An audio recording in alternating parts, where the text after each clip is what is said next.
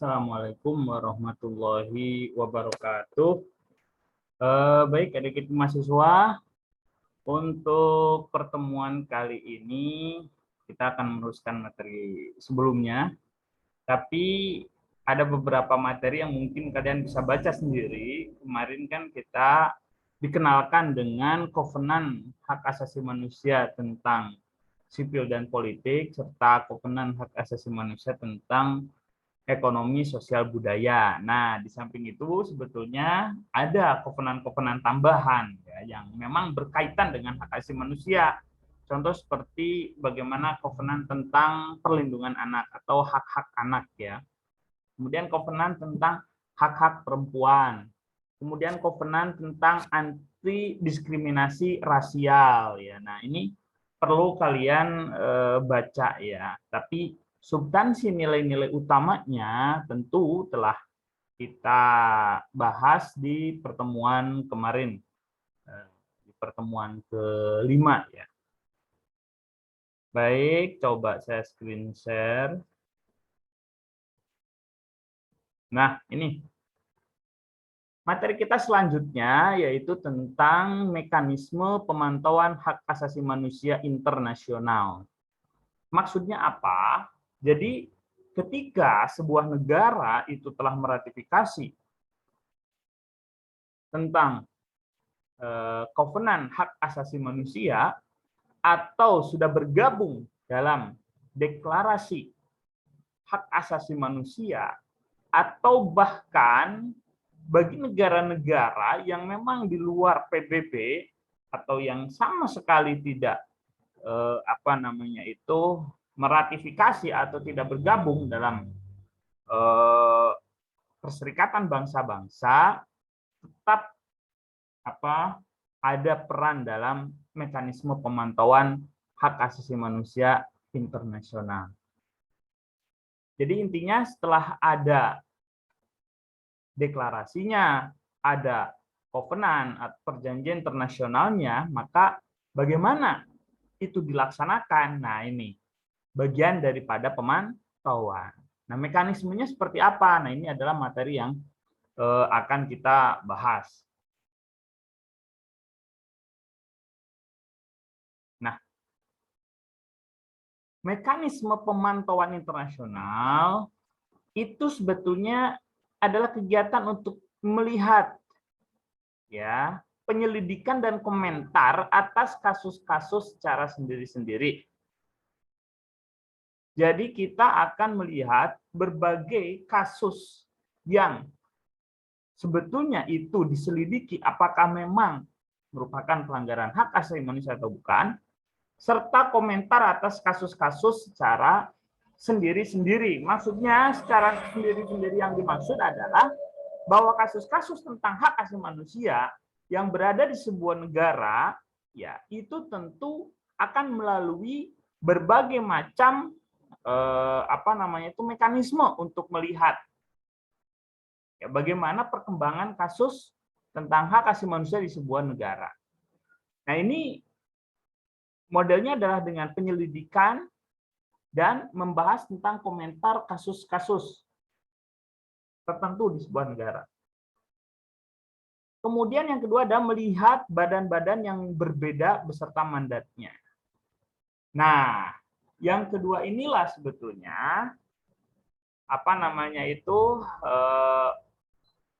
kita akan fokus ya kepada bagaimana PBB ini mempunyai peran dalam pemantauan internasional. Tentu sebetulnya pada akhirnya tidak hanya PBB, karena juga ada ya dari pemantauan internasional itu regional. Dalam regional di sini tidak PBB secara kebangsaan, tapi juga bisa contoh seperti negara Eropa punya Uni Eropa, Afrika juga ada, ya, termasuk di ASEAN. Nah, yang saya maksud bahwa pemantauan internasional di sini itu dilakukan oleh badan-badan. Dalam hal ini tentu PBB ya yang punya peran. Nah, badan-badannya seperti apa nanti kita akan lihat di penjelasan setelahnya. Beserta mandatnya, mandat dari badan-badan itu sebetulnya fungsinya apa? Di antaranya adalah tentu berkaitan dengan hak asasi manusia. Nah, kalau yang pertama, itu bisa saja pemantauan internasional dari penyelidikan tentang kasus-kasus atau komentar komentar ya, bukan atau di sini dan komentar atas kasus-kasus secara sendiri-sendiri ini bisa dilakukan juga sebetulnya tidak oleh badan-badan yang memang terbentuk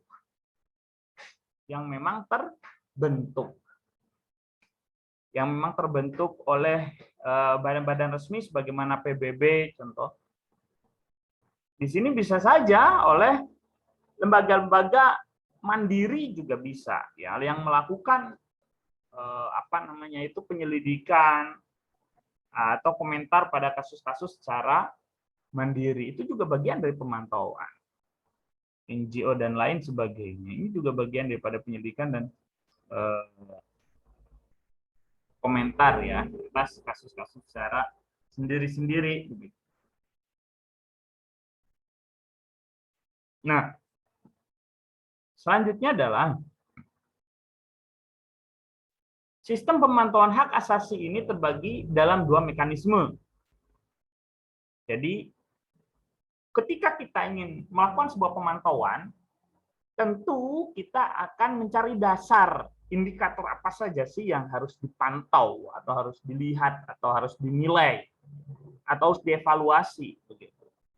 Nah, yang pertama adalah berdasarkan piagam. Jadi kalau piagam ini tentu itu didasarkan pada keputusan lembaga yang resmi, contoh seperti PBB ya. Piagam, dan piagam ini tentu juga disepakati oleh negara-negara, tapi bukan berbentuk perjanjian. Piagam lebih kepada mekanisme internal di mana negara-negara hanya menyepakati saja karena dibentuk dari keputusan lembaga PBB. Berbeda dengan perjanjian. Kalau perjanjian itu mengikat antar negara sehingga melahirkan sebuah hak dan kewajiban. Kalau piagam di sini lebih kepada implementasi dari kesepakatan di mana yang melaksanakan merupakan badan-badan yang ada di bawah PBB begitu.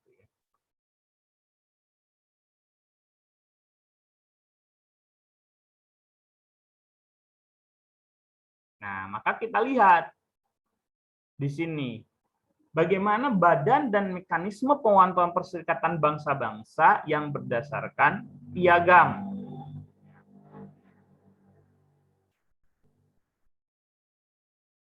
Nah, jadi lebih spesifik kepada bagaimana badan dan mekanisme pemantauan Perserikatan Bangsa-Bangsa dalam memantau hak asasi manusia didasarkan pada piagam.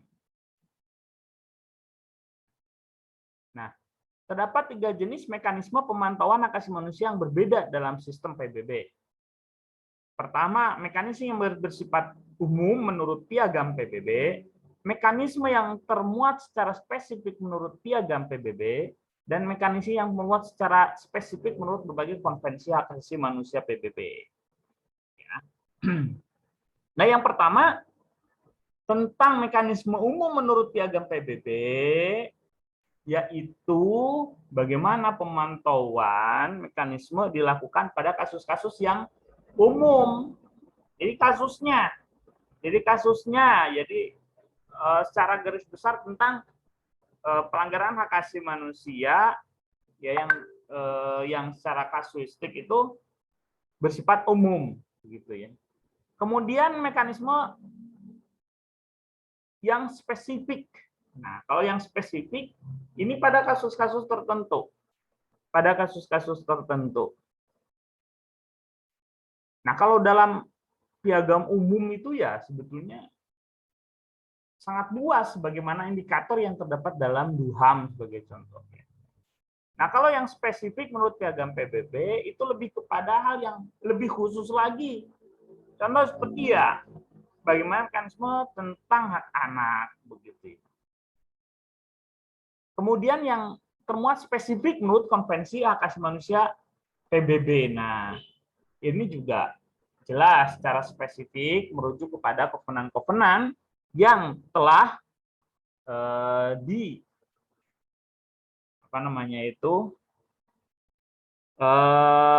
Konvensi Hak Asasi Manusia ya PBB, maksudnya yang telah diinisiasi atau disepakati ya, yang itu sudah menjadi bagian daripada kovenan di bawah PBB begitu. Kita tahu kemarin kan banyak ya kovenannya ya, sebetulnya ada 8 gitu. Tapi yang kita bahas kemarin hanya 2 kovenan pokok, yaitu tentang ekonomi sosial budaya dan kovenan tentang hak sipil politik. Nah, ini yang harus kita pahami tentang skema dari badan yang ada dalam Perserikatan Bangsa-Bangsa kaitannya dengan bagaimana hak asasi manusia itu secara mekanisme pemantauan dilakukan.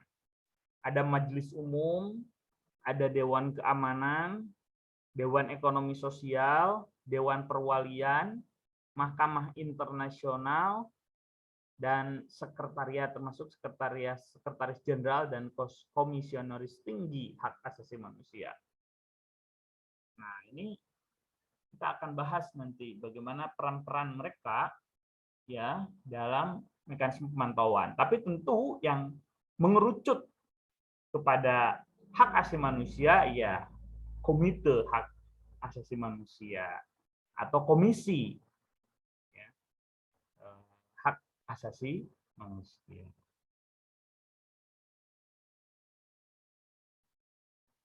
Nah, kita paham ya kalau dalam hukum internasional tentang Dewan Keamanan siapa aja yang punya hak veto contohnya. Kemudian Majelis Umum ini merupakan majelis tinggi ya. Dan ada Dewan Ekonomi dan Sosial. Nah, inilah sebetulnya dalam pemantauan hak asasi manusia ataupun Komisi Hak Asasi Manusia itu sebetulnya di bawah Dewan Ekonomi dan Sosial. Komisi tentang status perempuan dan tentang pencegahan kejahatan dan perbuatan pidana di sini. Di Dewan Ekonomi dan Sosial. Nah, jadi Dewan Hak Asasi Manusia itu sebetulnya di bawah Dewan Ekonomi dan Sosial.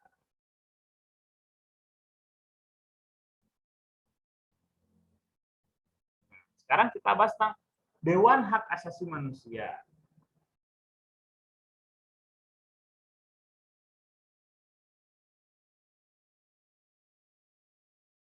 Nah, dewan ini atau badan Dewan Hak Asasi Manusia ini sejarah dan pendahuluannya kita lihat.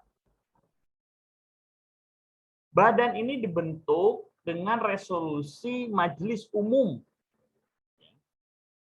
nomor 60/251 tertanggal 15 Maret 2006 sebagai bagian pembaruan untuk memperkuat kegiatan hak asasi manusia PBB. Mempunyai 53 anggota, aslinya 18, yang merupakan wakil pemerintahannya masing-masing. Nah, ini 53 anggota, ini berdasarkan kesepakatan ya bisa direvisi dan sebagainya. Tapi Dewan Hak Asasi Manusia itu untuk negara yang menjadi anggotanya akan dilihat track record-nya. Apakah negara tersebut memang pantas ya untuk menjadi bagian daripada Dewan Hak Asasi Manusia. Ya, intinya contoh seperti indeks hak asasi manusianya, kemudian bagaimana pelanggaran hak asasi manusianya seperti apa di sebuah negara tersebut begitu ya. Nah, sekarang bagaimana Dewan Hak Asasi Manusia itu melakukan pemantauan? Nah, pertama yang prosedur khusus. Jadi intinya mandat dari prosedur khusus itu sebutnya beragam. Namun pada umumnya dapat dikarakteristikan sebagai mekanisme pencarian fakta dan investigasi. Nah, di sini terdapat dua mandat, ada tematik dan mandat spesifik. Jadi ketika Dewan Hak Asasi Manusia itu mengetahui tentang permasalahan HAM di sebuah negara, atau mungkin menjadi bagian daripada program yang dilakukan oleh Dewan Hak Asasi Manusia, itu mandatnya ada dua, ada tematik dan spesifik. Nah, tematik ini merujuk kepada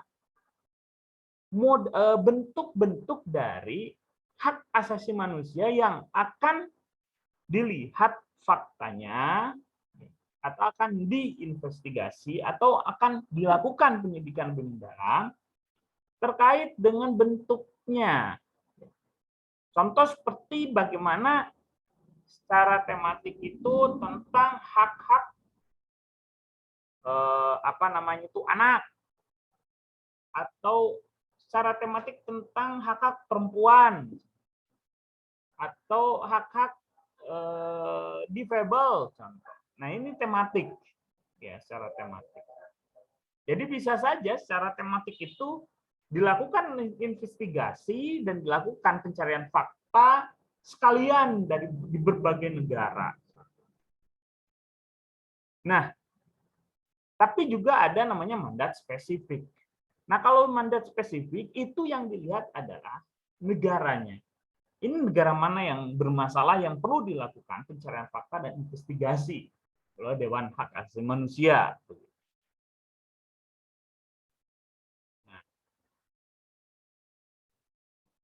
Nah,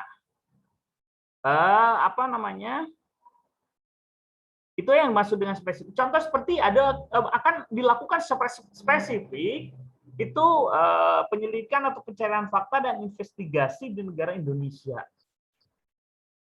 Ya, beberapa contoh sudah dilakukan, contoh seperti di negara Belarus, di negara mana memang jadi permasalahan itu terkadang masalah hak asasi manusia ini selalu berkaitan dengan politik internasional, ya, bergaining negara-negara. Jadi yang biasa jadi sasaran itu adalah negara-negara kecil. Negara-negara besar mah berani itu menginvestigasi negara Amerika, Rusia, Cina, di mana mereka punya hak veto atau membatalkan pandangan umum, ya. Nah, ini masalah politik daripada pemantauan hak asasi manusia. Nah, ini prosedur khusus yang pertama, ya. Yang kedua adalah kelompok kerja. Pemantauannya dalam bentuk kelompok kerja. Kelompok kerja dibentuk oleh Komisi Hak Asasi Manusia dan diterima oleh Dewan Hak Asasi Manusia. Jadi Komisi Hak Asasi Manusia itu dibentuk oleh Dewan Hak Asasi Manusia. Nah, tinggal nanti Komisi Hak Asasi Manusia itu tentu di dalamnya ada anggota-anggota. Anggota-anggota yang memang profesional di bidangnya, didasarkan pada rekomendasi negara-negara yang memang maju dalam penegakan hak asasi manusia. Ketentuan itu tentu secara teknis, ya, diatur dalam regulasi yang memang sudah baku, ya. Meskipun ya terkadang juga ada banyak perubahan, contoh seperti jumlah anggota, kemudian syarat-syarat dan sebagainya, itu ya bagian daripada mekanisme jadi mungkin internal dari PBB, ya, dengan negara-negara di bawahnya. Nah, kerjanya apa, ya? Pemantauan yang dilakukan oleh kelompok kerja ini berfokus terutama pada penetapan standar implementasi pada umumnya daripada memantau berbagai norma hak asasi manusia. Nah, ini lebih kepada standar dan implementasi. Maksudnya adalah bagaimana sebuah negara ini, sebuah covenant itu turunannya adalah berupa standar implementasi. Standar implementasi. Contoh kita ketahui dalam apa namanya itu, dalam hak ekonomi sosial budaya yang tugas negara itu adalah to fulfill, untuk memenuhi. Nah, ada standar-standar implementasi seperti apa? Contoh seperti hak pendidikan. Apa yang dimaksud dengan hak pendidikan itu? Berapa lama contoh negara dapat menjamin bahwa seorang itu dikatakan mendapatkan hak pendidikan dari negara? Nah, ini bagian daripada kerja-kerja Komisi Hak Asasi Manusia dalam bentuk kelompok kerja. Maksudnya dibentuk oleh Komisi Hak Asasi Manusia ya dalam bentuk kelompok kerja. Nah, daripada memantau berbagai norma hak asasi manusia, jadi lebih kepada prosedurnya atau bagaimana implementasinya dibandingkan dengan bergulat dalam norma hak asasi manusia. Maksudnya berkaitan dengan bagaimana contoh sebetulnya yang dimaksud hak anak, atau contoh seperti hak anak ini berapa tahun sih sebetulnya, 18, 15, 19, 20. Contoh apa yang dikatakan anak. Nah, itu berarti maknanya berhubungan dengan norma begitu. Kalau ini berhubungan dengan standar prosedur implementasi. 3 kategori, yaitu kelompok kerja tentang penetapan standar, kelompok kerja yang terbuka untuk semua, dan kelompok kerja yang mengenai prosedur khusus. Nah, kalau yang dimaksud dengan terbuka untuk semua itu ya semua berkaitan dengan hak asasi manusia, problem hak asasi manusia itu bisa diterima ya. Tapi ya tetap dibatasi. Nanti bisa dilihat contohnya ya dalam buku. Tentang yang kedua adalah prosedur khusus. Prosedur khusus ini tentu ketika ada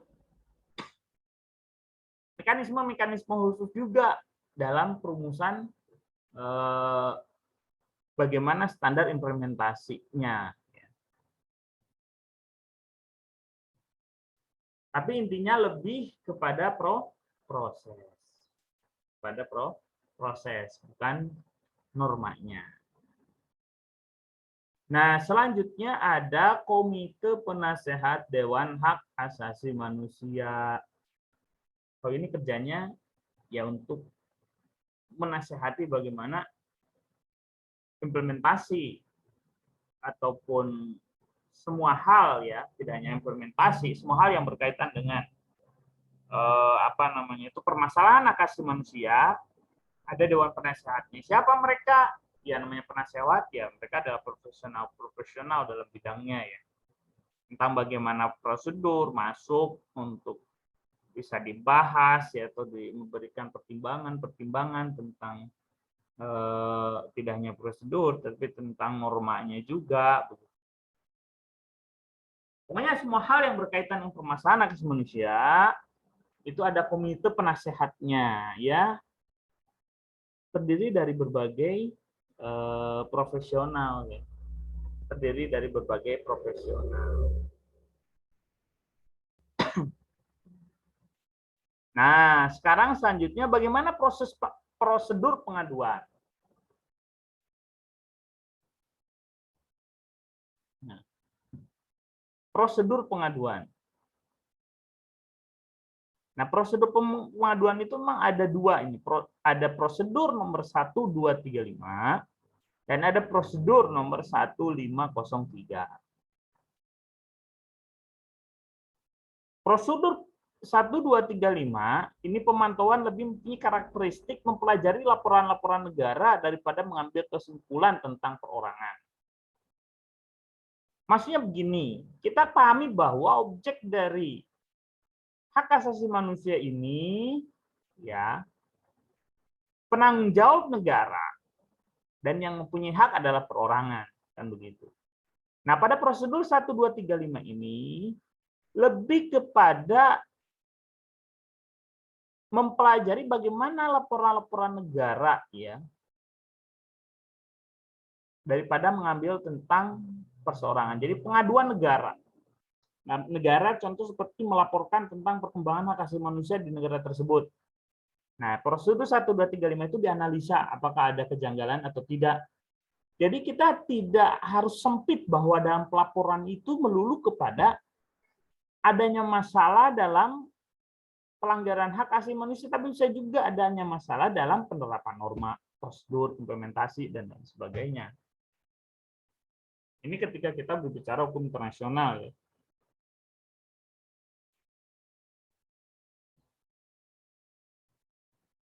Nah, yang kedua adalah prosedur 1503. Nah, ini lebih kurang disusun sebagai prosedur pengaduan individual. Nah, jadi yang mengadu sebetulnya punya hak ya, itu yang memang individu ya sebagai pelapor ketika terjadi berbagai macam pelanggaran hak asasi manusia. Tapi yang perlu dipahami bahwa ada dua lapis sebetulnya. Jadi kepedulian negara terhadap aksi manusia itu menjadi kekuatan paling utama dibanding dengan mekanisme internasional. Jadi ada norma internasional itu harus terimplementasi terlebih dahulu oleh negara yang meratifikasi. Nah, komitmen negara tentang penegakan hak asasi manusia itu bisa terlihat daripada diundangkannya Undang-Undang tentang hak asasi manusia, sebagai contoh. Kemudian adanya Komisi Hak Asasi Manusia sebagai contoh, sampai kepada adanya peradilan hak asasi manusia ya, yang memang skalanya nasional. Ya karena tadi. Jadi bagaimana itu ada itikat baik ya, dari sebuah negara untuk menegakkan hak asasi manusia ini menjadi sangat penting.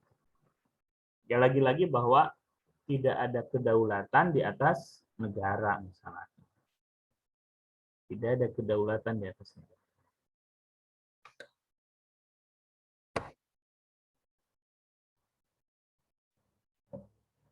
Nah, selanjutnya ada Komisi tentang Status Perempuan. Komisi tentang Status Perempuan. Nah, ini perlu sebelum Komisi tentang Status Perempuan, perlu teman-teman pahami bahwa nanti akan banyak komisi-komisi ya yang secara secara mandiri berkaitan dengan kovenan-kovenan hak asasi manusia itu sendiri. Komisi ya nanti ada komisi tentang hak ekonomi sosial budaya, ada komisi tentang hak sosial politik gitu, sama aja sebetulnya. Nah, yang perlu dipahami adalah tentang bahwa ini tentang prosedurnya seperti apa, ada ke kelompok kerja, ada prosedur pengaduannya seperti apa. Itu yang perlu dipahami.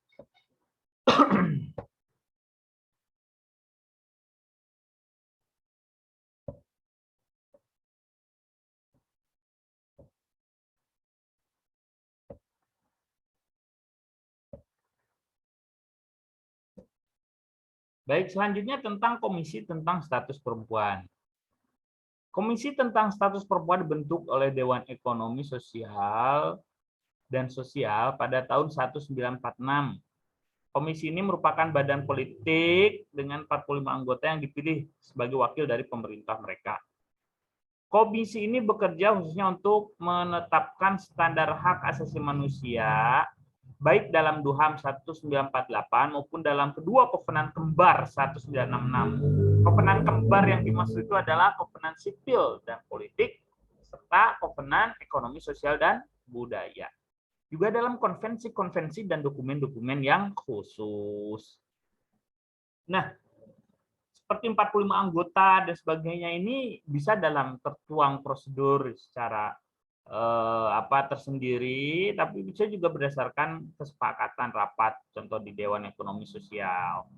Nah, yang perlu dipahami bahwa Komisi tentang Status Perempuan ini memang untuk menetapkan standar hak asasi manusia. Jadi DUHAM itu kan masih umum, di mana perempuan itu hanya bagian kecil daripada pembahasan dalam DUHAM, ataupun dalam kovenan kembar ya, sipil, sosial, ekonomi, budaya ya. Itu akan dilihat secara khusus dari sisi perempuan. Nah, itu maka dibentuklah komisi tentang status perempuan. Sampai saat ini sebetulnya masih banyak ya apa namanya itu tumpang tindih karena ada juga kovenan khusus ya CEDAW itu memang membahas tentang perempuan itu sendiri gitu ya. Tapi itu hal biasa lah, namanya juga semua bekerja dalam bidang yang memang penuh dengan apa namanya itu pergulatan. Jadi dari normanya sendiri terkadang antara satu dan yang lain itu perlu dibaca ulang, ditafsirkan ulang, ini betul atau tidak, antara DUHAM dengan aksi politik budaya, antara DUHAM atau kovenan sipil politik budaya, sipil dan politik serta ekonomi sosial budaya dengan hak anak, contoh atau dengan hak perempuan. Nah ini memang sehingga komisi-komisi itu dibentuk lagi secara mandiri. Kemudian ada komisariat tinggi untuk hak asasi manusia. Nah, ini adalah sekretariat PBB yang dipimpin oleh sekretaris jenderal mencakup kegiatan yang sangat luas. Nah, seperti halnya departemen, kantor, program, dan komite, terdapat komisariat tinggi untuk hak asasi manusia, di mana komisaris tinggi mempunyai status sebagai wakil sekretaris jenderal. Nah, jadi yang berkaitan dengan hak asasi manusia itu di PBB badannya itu ya namanya diantaranya adalah komisariat tinggi ya untuk hak asasi manusia. Jadi langsung di bawah siap apa namanya itu langsung dibawa oleh sekretaris jenderal sekjen PBB. Jadi dia mempunyai status sebagai wakil sekretaris jenderal. Mandatnya apa komisaris tinggi ini sangat kabur sebetulnya karena terlalu tinggi ya, terlalu apa namanya itu semakin besar itu kan semakin tinggi itu kan semakin umum ya. Semakin general, semakin kabur. Dan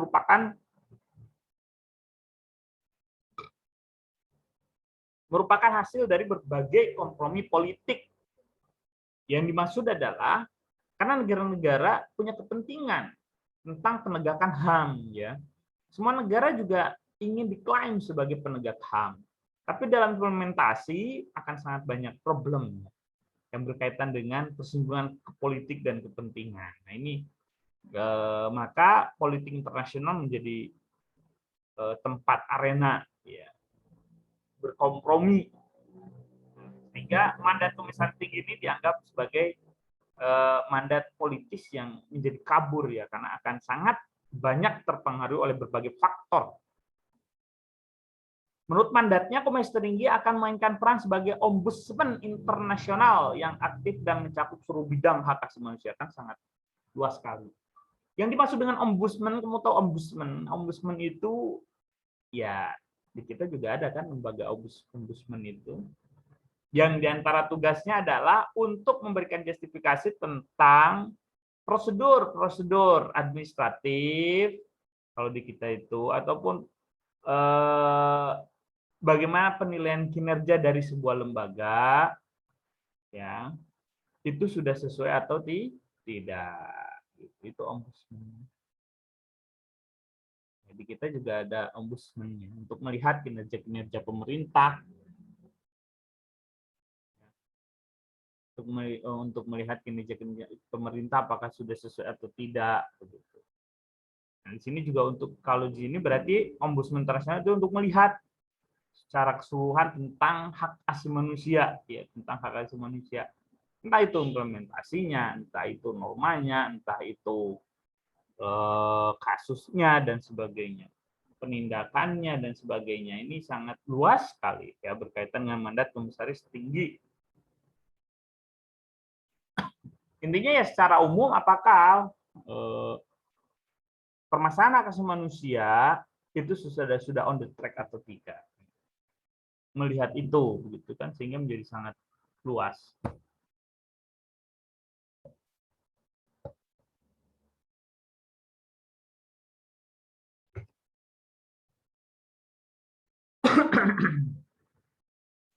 Selanjutnya, badan dan mekanisme pemantauan perserikatan bangsa-bangsa berdasarkan perjanjian internasional. Kalau tadi berdasarkan piagam, nah, piagam kalau sekarang berdasarkan perjanjian internasional.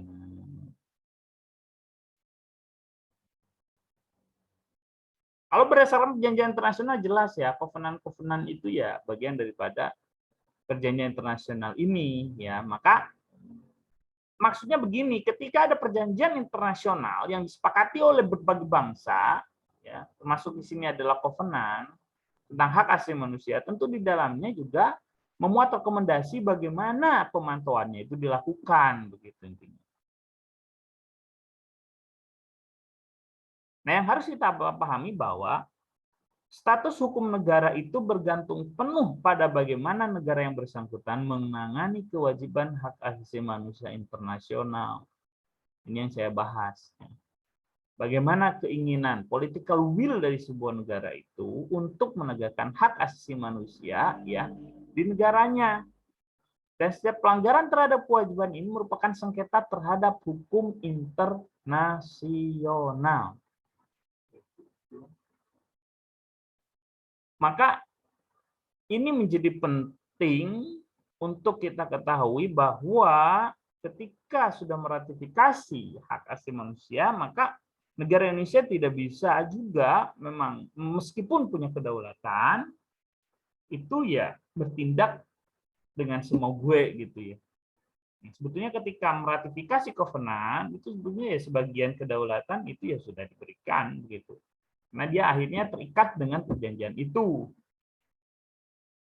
Nah, di mana menurut teori individu-individu tidak punya kedudukan hukum karena ini berkaitan dengan perjanjian internasional. Kalau perjanjian internasional kan negara antar negara. Jadi negaralah sebagai pemangku kewajiban. Nah, perjanjian-perjanjian hak asasi manusia internasional ini tidak hanya membentuk hak-hak spesifik untuk orang dan kewajiban-kewajiban negara, melainkan juga membawa mekanisme bagi pelaksanaannya di tingkat internasional. Yang tadi saya katakan bahwa dalam perjanjian itu tidak hanya norma tentang apa yang harus dilakukan negara sebagai penanggung jawab HAM dan apa hak yang disandang oleh warga negara, ya, tapi juga berkaitan dengan bagaimana mekanisme pelaksanaan di tingkat internasional dalam bentuk pengawasan ataupun dalam bentuk penegakannya sebagaimana Mahkamah HAM internasional begitu.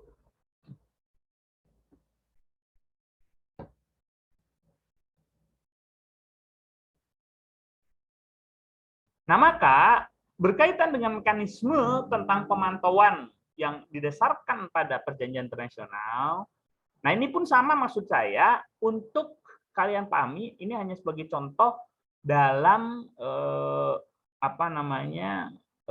kovenan tentang hak sipil dan politik. Nanti dalam kovenan hak ekonomi sosial budaya ada lagi, dalam kovenan hak-hak anak ya ada lagi gitu. Nah, ini kalau dalam sebagai contoh dalam kovenan sipil budaya atau mungkin dalam mekanisme secara umum ya. Itu pertama adalah laporan negara. Jadi negara itu diwajibkan untuk melaporkan perkembangan hak asasi manusia di negaranya karena dia telah meratifikasi dari sebuah kovenan tersebut ya. Semua negara yang mengesahkan atau satu atau lebih perjanjian internasional tersebut berkewajiban untuk menyampaikan laporan berkala mengenai tindakan-tindakan yang diambil negara tersebut untuk mengimplementasikan standar hak asasi manusia yang tercantum dalam konvensi-konvensi yang bersangkutan. Jadi kayak negara Indonesia, dia udah meratifikasi hak sipil dan politik lah, ya harus melaporkan perkembangannya. Indeks hak asasi manusianya seperti apa, permasalahan dan sebagainya, ya termasuk contoh hak ekonomi sosial budaya pun, iya ini karena konsekuensi dia meratifikasi kovenan tersebut. Selanjutnya ada komentar umum. Bagian dari mandat komite adalah, nah ini maksudnya adalah komite hak asasi manusia itu membuat yang sebutnya komentar umum atau rekomendasi. Jadi ketika dari laporan tersebut, tentu akan dilihat ya oleh komite terkait dengan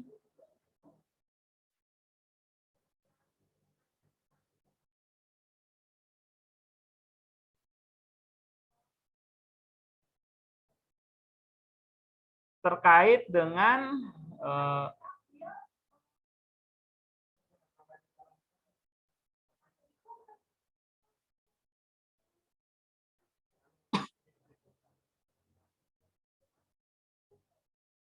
tentang komentar umum dan rekomendasi. Nah.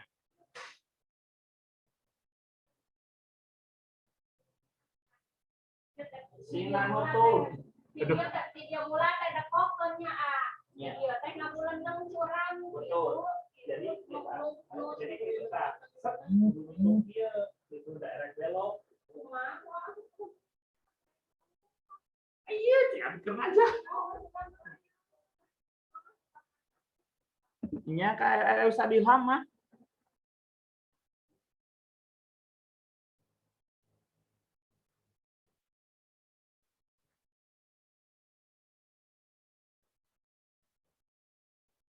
Nah, baik dari mandat komite ya. Nah, mandat komite ada buat komentar umum ya atau rekomendasi. Nah, komentar umum yang dimaksud itu ya dan rekomendasi itu ya penilaian dari sebuah komite tentang hak asasi manusia bagaimana implementasi dari kovenan tersebut di sebuah negara begitu ya. Bisa dilihat dari laporannya atau bahkan bisa dilihat daripada tidak hanya laporan rutin ya. Tapi bisa dilihat daripada pengajuan tentang kasus-kasus yang memang masuk ke komite tersebut. Dia akan dilihat komentar umumnya seperti apa. Nah, komentar umum ini memang tidak sebagaimana peradilan, tapi ini cukup apa namanya itu mengikat begitu ya. Biasanya sebuah negara akan langsung mengoreksi tentang komentar umum tersendiri. Intinya contoh negara tersebut itu dianggap sebagai melanggar HAM atau tidak. Nah, biasanya kan disertai dengan rekomendasi. Nah, kalau disertai dengan rekomendasi, tentu apa yang memang harus diperbaiki dan sebagainya sudah tercantum. Nah, selanjutnya adalah pengaduan individu. Nah, kalau tadi negara melakukan laporan rutin, nah individu-individu juga dapat mengajukan petisi kepada Komite Hak Asasi Manusia yang memantau contoh kovenan tentang hak sipil politik ataupun kovenan tentang hak sipil ekonomi, hak ekonomi sosial budaya.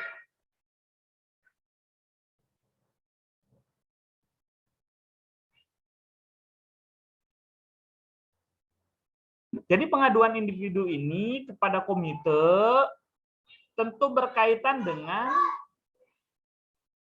pengajuan petisi. Yang dimaksud dengan pengajuan petisi di sini itu ya intinya kepada mereka untuk ya dilakukan pemantauan di negara yang memang diajukan. Ya sebenarnya petisi itu ya banyak isinya ya. Bisa jadi memang isinya justru memang mengajukan bahwa bentuk laporan ada pelanggaran gitu ya dalam kasus-kasus yang memang sudah terlihat secara jelas di sana ada pelanggaran hak asasi manusia. Kemudian selanjutnya adalah pengaduan antar negara. Ternyata pengaduan itu tidak hanya individu begitu ya, tapi pengaduan juga bisa dilakukan oleh negara lain. Jadi pengaduan antar negara dapat disampaikan kepada Komite Hak Asasi Manusia yang memantau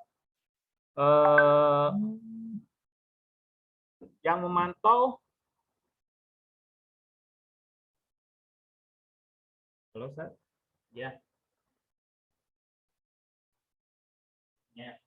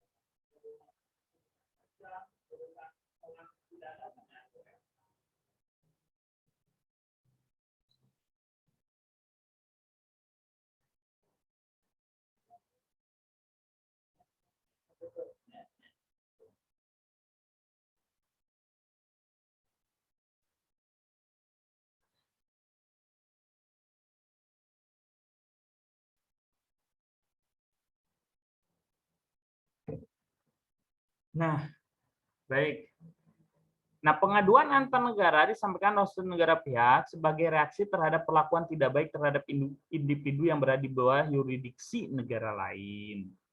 Jadi intinya bisa jadi negara lain itu juga mengadukan ya kepada Komite Hak Asasi Manusia tentang pelanggaran hak asasi manusia di sebuah negara. Tapi ini jarang ditindaklanjuti karena berkaitan dengan mahalnya ongkos, kemudian berkaitan juga dengan kedaulatan masing-masing negara. Kemudian selanjutnya misi mencari fakta. Nah, mekanisme pemantauan yang digambarkan di atas dasarkan sebagian besar pada informasi yang diserahkan oleh negara-negara pihak melalui pengaduan individual. Mekanisme pemantauan yang digambarkan di atas didasarkan sebagian besar pada informasi yang diserahkan oleh negara-negara pihak melalui pengaduan individual.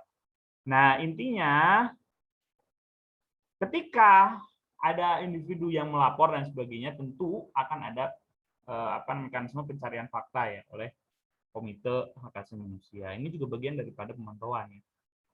Nah, adapun hubungan dengan Mahkamah Internasional itu dibentuk menurut Piagam PBB untuk memutuskan sengketa antara negara-negara berdasarkan penafsiran atau penerapan dari hukum internasional publik. Nah, ini sebetulnya termasuk dalam penerapan norma.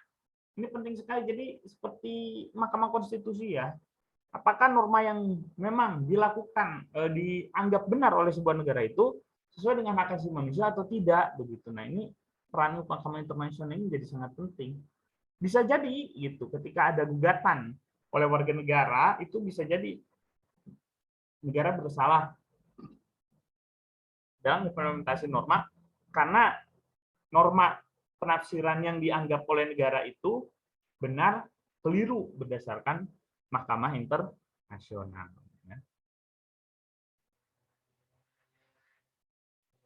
Nah, adapun ini tentang Komite Hak Asasi Manusia itu mempunyai 18 anggota yang dinominasi dan dipilih oleh negara-negara. Ini pasal 29 dan pasal 30. Tetapi bekerja dalam kapasitas pribadi mereka dan bukan sebagai wakil pemerintah.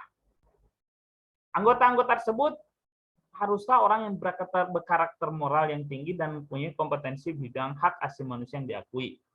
Menurut pasal 28 ayat 2. Jadi komite ini mempunyai 18 anggota yang dinominasi dan dipilih oleh negara-negara, tetapi bekerja dalam kapasitas pribadi mereka dan bukan wakil dari pemerintah. Ya, jadi betul-betul Komite Hak Asasi Manusia ini betul meskipun didasarkan pada rekomendasi, bukan rekomendasi ya rekomendasi dari negara-negara, tapi itu tidak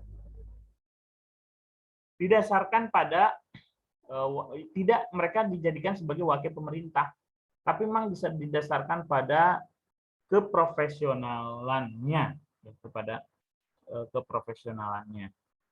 Nah, syaratnya orang-orang yang berkarakter moral yang tinggi dan punya kompetensi di bidang hak asasi manusia yang diakui. Fungsi utama komite tersebut adalah menjamin pelaksanaan ketentuan-ketentuan kovenan melalui pembahasan laporan-laporan pengaduan antar negara secara bertahap. Ya, petisi individual, komite harus mengembangkan peraturan tata tertibnya sendiri dan peraturan-peraturan mereka sendiri agar pelaksanaan mekanisme lebih efektif. Jadi fungsi utamanya adalah menjamin pelaksanaan ketentuan kovenan.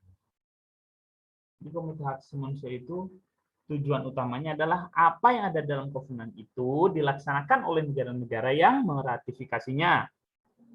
Dengan apa? Membahas tentang laporan-laporan pengaduan antar negara dan secara bertahap, kemudian petisi individual. Jadi sebetulnya banyak mekanisme pelaporan ya yang dapat diterima oleh Komite Hak Asasi Manusia ya.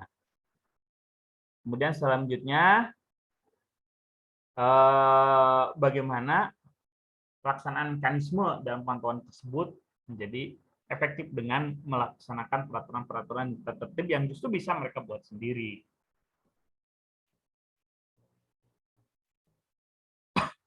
Itu tentang Komite Hak Asasi Manusia. Nah, selain mekanisme internasional yang saya bahas tadi, sebetulnya ada mekanisme pemantauan regional. Jadi pemantauan tentang hak asasi manusia itu ketika ada regulasi atau aturan yang memang diciptakan oleh wilayah regional Eropa, Uni Eropa. Uni Eropa itu 48 negara ya. Mereka punya sendiri tentang aturan regulasi hak asasi manusia yang mereka sepakati, sehingga mekanisme peradilan HAM Eropa itu dijalankan, tapi kan dengan pemantauan regional, tidak sampai kepada internasional gitu. Maksudnya mereka punya sendiri mekanisme tentang penegakan HAM. Jadi didasarkan pada regulasi yang mereka sepakati bersama juga begitu. Di Afrika juga ada, kawasan Amerika juga ada. Nah, di ASEAN sebetulnya belum ada. Baru dalam rancangan dan rencana. Nah, ini contoh seperti Roundtable Discussion on the ASEAN Human Rights Mechanism, Follow-up the Obviety Action Program, di VAP of ASEAN. Dan ada juga Roundtable Discussion on Human Rights, jadi hanya sebatas baru. Roundtable itu ya seperti meja bundar begitu ya, perjanjian meja bundar. Tapi yang dimaksud di sini ya baru mendiskusikan, kan di sini roundtable discussion. And the roundtable discussion of human rights in ASEAN, challenges and opportunities for human rights in caring and sharing community. Jadi mekanisme HAM di ASEAN ini ya belum ada gitu ya. Ada juga yang tidak dalam bentuk kesepakatan yang sebagaimana di negara-negara Eropa. Nah, mungkin ini yang bisa saya sampaikan untuk materi kita ya. Jadi insya Allah untuk pertemuan yang akan datang kita akan mengadakan ujian tengah semester. Terima kasih banyak. Assalamualaikum warahmatullahi wabarakatuh.